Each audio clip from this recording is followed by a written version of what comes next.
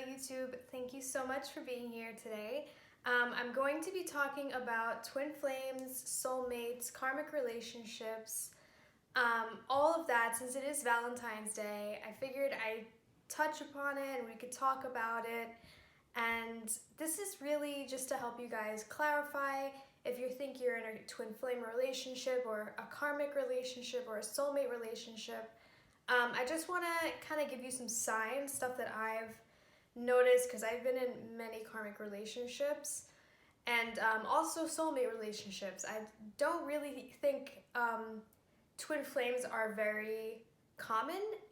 Twin flames only come twice in your life. I mean, twice in your existence. When you're in your first incarnation and when you are in your last incarnation. I know there's some confusion. You're not really supposed to have a twin flame in every life. You're just not. But if you are from a different star system or from a different dimension and you come here, it is very possible to meet your twin flame. And, it doesn't have to be your first or last incarnation. If it is your first incarnation in a different plane on Earth, it is very possible to meet your twin flame. I hope that was not too confusing. I want to get into the first type of relationship that people will probably get into before they meet their soulmate, their twin flame, and we only have one twin flame. So the thing is with twin flames, from what I've seen, I've only seen about one actual twin flame couple, somebody that I'm close with and her boyfriend. They are twin flames. How could I tell? I see the same soul within two different bodies. I know that sounds crazy, but I will see her and him and her. That's how I know that these are authentic twin flames. So soulmates are much more common. Soulmates could be a lover, could be your best friend, a friend. It could be anybody that impacts your life. So a grandparent, an aunt, an uncle, anybody that has some type of significant impact of your life. Now, soulmates, they come and go. They are kind of like our karmic relationships, and I do kind of believe that karmic soulmates, I would not really call our karmic relationships soulmates. Why? Because I believe these are people that are coming back into our lives to either pay karmic debt, or to retrieve karmic debt. So something happened where a cycle wasn't completed in a past life, and you basically have to re-go that pattern until you fix it, heal it, whatever. The karmic debt has to be paid. And this could be good, this could be bad, but it is imbalanced. And I don't really believe that karmic relationships are soulmates, but I do believe that soulmates do carry karma, if you guys know what I mean. So not every karmic relationship that we're in is our soulmate. These could be just people that, we've had some type of encounter with where a cycle was brought up and we needed to replace it with a better pattern, and we'll end up meeting them in this lifetime. So that's what a karmic relationship is. I wouldn't consider these people soulmates or in your soul family at all, to be honest with you. Now, soulmates kind of mirror that, where sometimes there is karmic debt. Remember, soulmates are people that have a significant impact on your life, and they are the ones that are most likely to have more karmic baggage with you.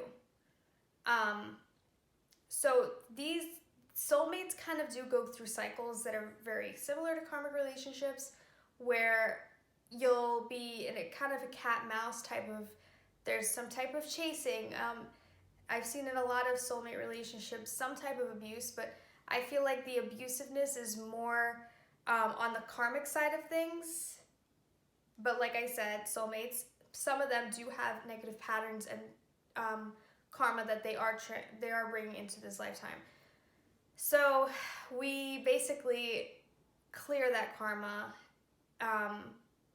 with our soulmates, and we can continue to have them in our lives. Whereas karmic relationships, it's usually once you end that pattern, you don't really end up with that person unless you are divinely planned to.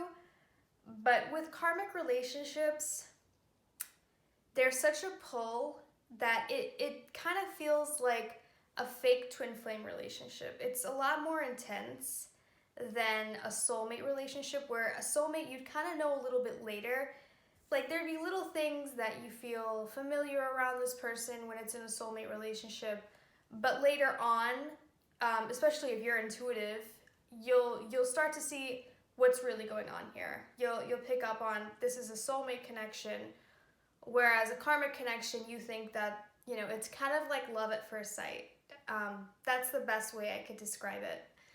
And karmic and soulmates and twin flames, they grow on you. You'll learn later on. It'll just grow towards that. So soulmates are different than karmic relationships. As I said, we can end up with our soulmates. We can marry them. We could be best friends with them. This is more long-term.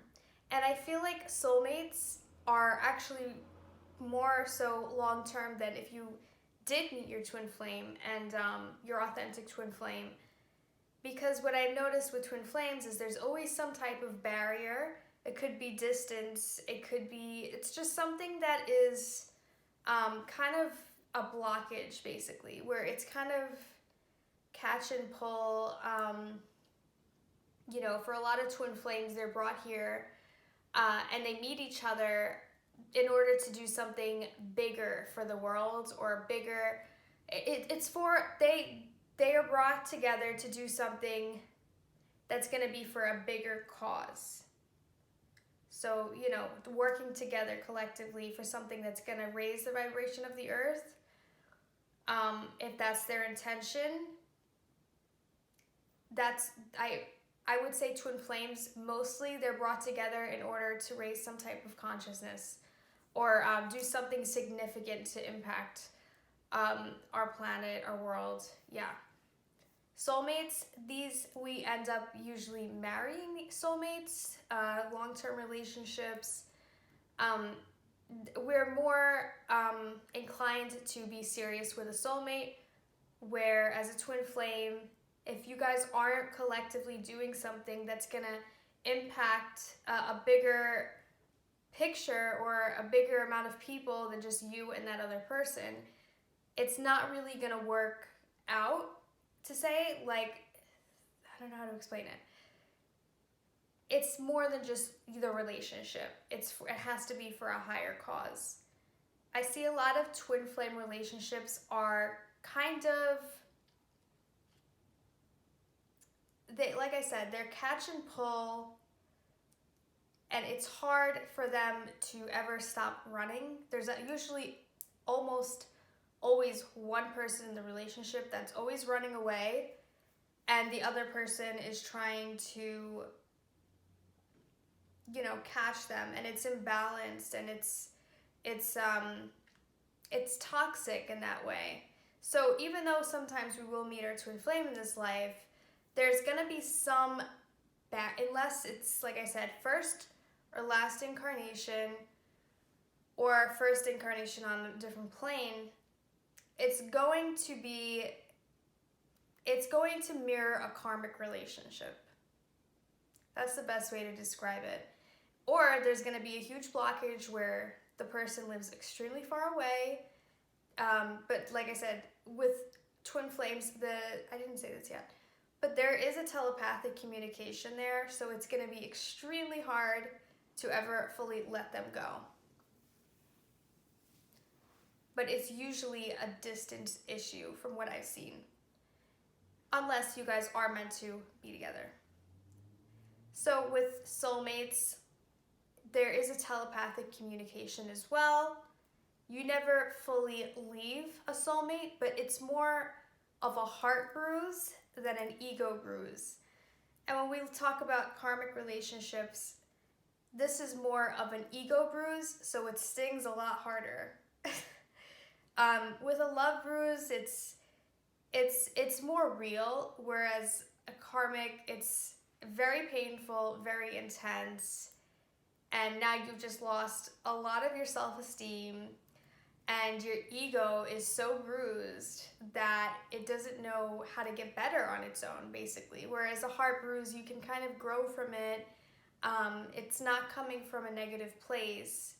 And especially the difference between karmic and soulmates, or the difference between any relationship that's toxic or healthy, is energetically, we do carry cords with these people.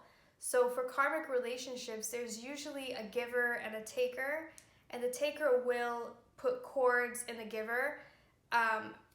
This is something that's done energetically. It's an attachment issue. I would recommend, if you feel like you've ever been courted, or usually you'll get pains in your stomach, because it's usually at the sacral chakra where abusive relationships will cord into you. I would recommend you try and cut cords. There's so many meditations online. You could do Reiki. I always do Reiki for that, if you guys needed recommendations. So karmic relationships, there's usually a cord involved, and it's usually the symptoms of it. From what I've seen people gain a lot of weight. I've seen people be very depressed, very drained all the time, not feeling like themselves. It's a cord. It's a very toxic cord. The person is basically, and this is going to sound so gross, but energetically, even if you're not talking to them, even if you're not with them, they take your life force out by this energetic cord. And that is a karmic relationship. That's usually 100% of the time there's a cord involved, and sometimes it's harder than others to cut this cord. And I don't recommend cutting it. I recommend like weaving it out. So yes, this could be super detrimental. I've seen people gain a lot of weight from this, and I always tell them, like, cut cords. And for the most part, people are very resistant to do this with their karmic relationship. They resist change, they resist growth. But if you feel, and I'm sure you're not one of those people if you're on my channel, if you feel something is unhealthy, toxic, abusive with somebody, and you just can't seem to let them go, I would really recommend you try and cut cords with them first. So just putting that out there. And you could do this yourself if you feel so inclined to, or you can get help from others. There's Reiki masters, whatever.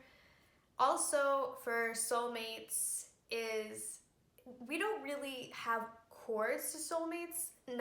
Not to say cords like energetic cords that are as negative as our karmic relationships. But we do have like a string. There is something between us that keeps us telepathic. And unfortunately, this is something we can't break. It's called a soul tie.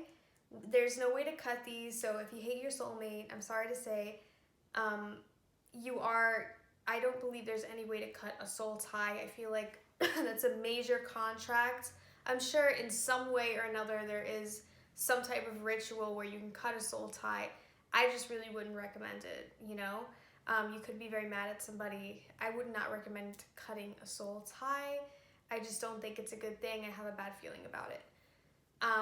But this is something we do share with soulmates. And I don't think all the time you'll 100% hate your soulmate.